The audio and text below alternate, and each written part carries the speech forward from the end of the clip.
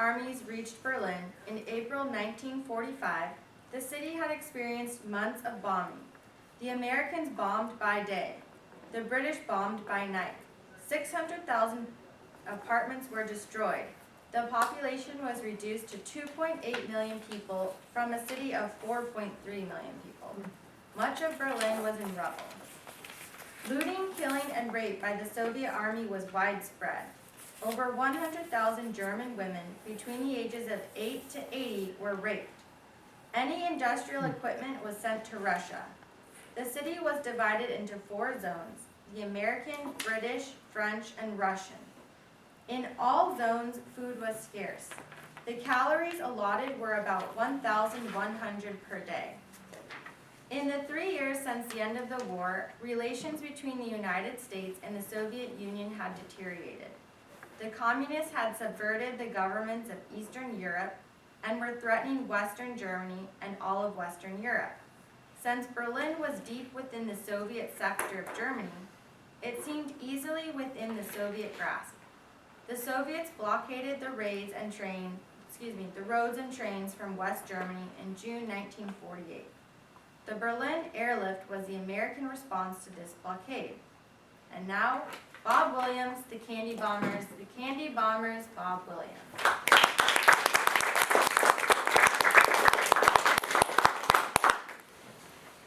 As Lieutenant Halverson approached Berlin for the first time, he saw the rubble and destruction, couldn't believe that 2 million people could actually live there. But before he could land there in that airport, Tempelhof, in the center of Berlin, he had to pass by 2 obstacles.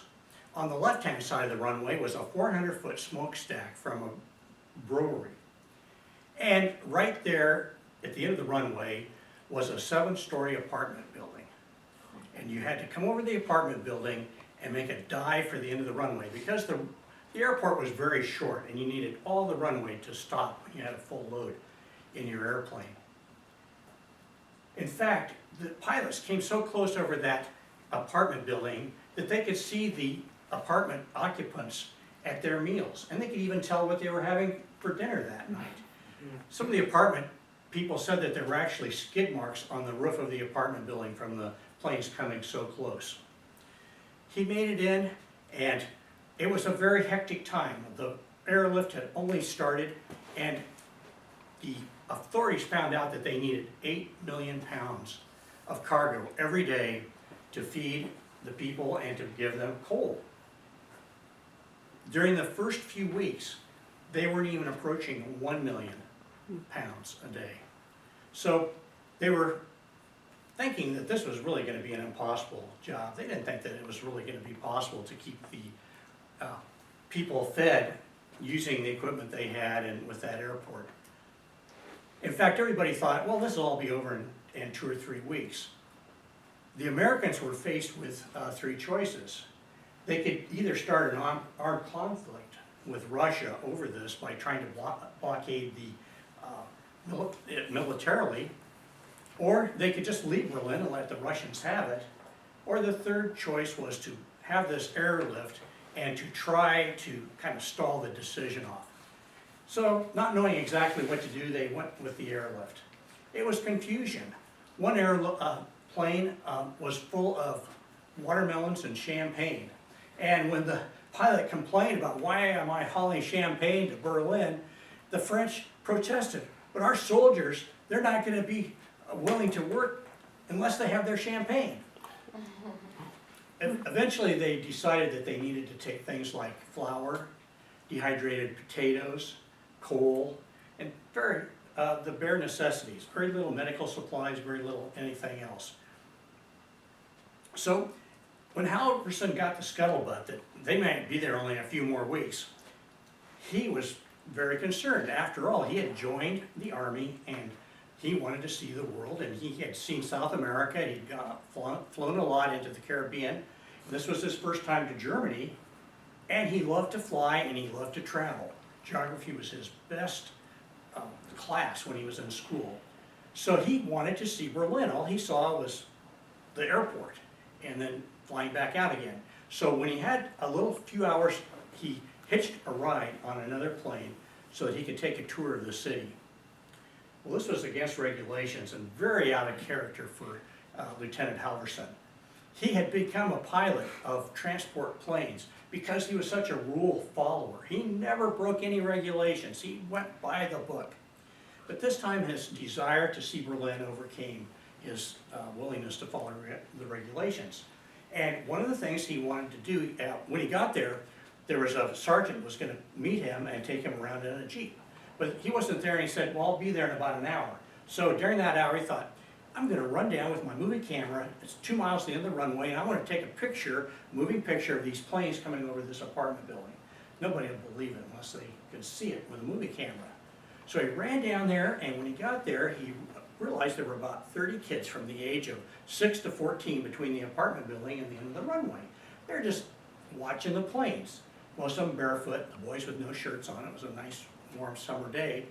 So he decided to talk to them a little bit. And he walked up to him and said, Wie geht's? Which means, how are you? What's going on?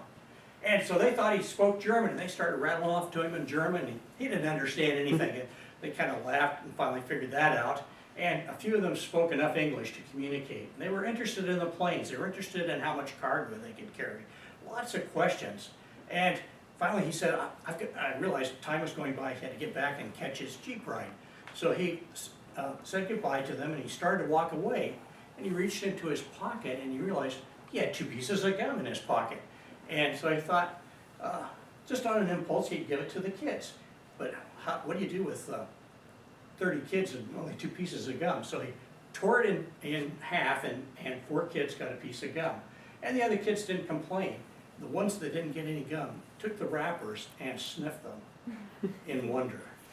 And the kids that had the gum had never tasted anything like that. And he was so touched by their reaction that without even thinking, he said, I'll bring you some candy when I come. I won't be able to come here in person, but I'll drop it out of my plane. And they said, well, how will you know which plane is yours? He said, well, I'll wiggle my wings, so you'll be able to tell as I approach. So that's how he got his nickname, Uncle Wiggle Wings, of course, in German. Well, of course, this was really against regulations. And as he thought about this, he said, he had kind of a moment of truth. Am I going to follow regulations, or am I going to disappoint these kids? And he decided he would go ahead and do it. And when he got back to his barracks, he took his whole ration of candy and was going to give it to the kids. But he thought, if I throw this out the plane at 110 miles an hour, this is going to hurt.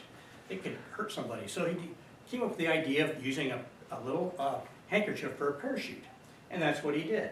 And he dropped the parachutes out, and the kids got it, and they were all jumping up and down, very excited.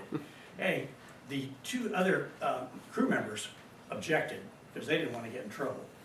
But a week or so went by, and the word got out.